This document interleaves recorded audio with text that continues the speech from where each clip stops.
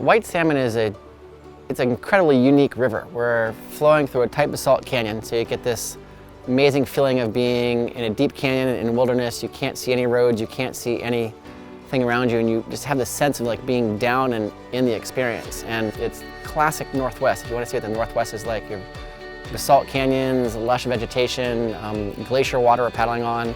You very rarely see other people out there, and it's an overall incredible experience. The White Salmon River is probably one of the most unique rivers that I've ever had the opportunity to float down. It floats down from Mount Adams with totally pristine waters. It's an amazingly beautiful place. In addition to that, the rapids are some of the best quality rapids that I've ever had the privilege of going down.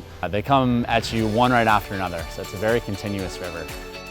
And it's just a pristine place, very fun, very, very flashy, and even when the water gets slow, it's still just a blast out there. We go about a mile into the river and then we get out and we walk around BZ Falls. We have an opportunity to jump into the river, which is great. We can do this little cliff jump. For a lot of people, that's the highlight of their day. And we continue on downstream from there through back-to-back awesome rapids. It's really great. We get down to Houston Falls. Those who want to run it can run it. Those who want to walk around can walk around and watch the show, and sometimes that's almost as much fun. It's great. Houston Falls is it's one of the biggest waterfalls that you're able to raft anywhere. So it's a really awesome privilege to have that on this river. The White Salmon River has one of the best risk-reward ratios that I've seen anywhere in Whitewater. I think that the rapids are big enough to satisfy your most thirsty adrenaline seeker, but it's not so big that it's too big for your first time. It's a great first-time river.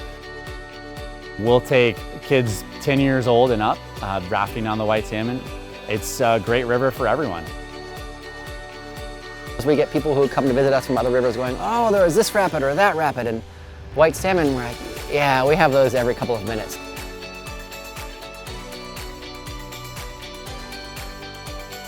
So we do a riverside lunch on our full day trips. Typically for those trips, what we do is a cold burrito bar, kind of a southwestern theme. If you have any dietary restrictions, we'll take that into account too. So it's great for people who are gluten-free, vegetarian, dairy-free. Basically anything that you got, we were able to handle that.